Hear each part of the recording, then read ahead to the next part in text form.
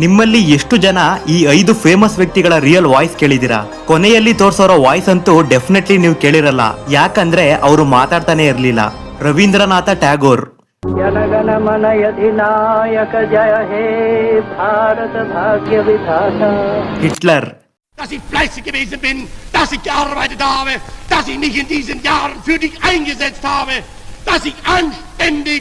Albert Einstein. Different manifestations of the same thing. A somewhat unfamiliar conception for the average mind. Mahatma Gandhi. Whatever the result of the mission that brought me to London, I know that I shall carry with me. Charlie Chaplin. I'm sorry, but I don't want to be an emperor. That's not my business. I don't want to rule or conquer anyone.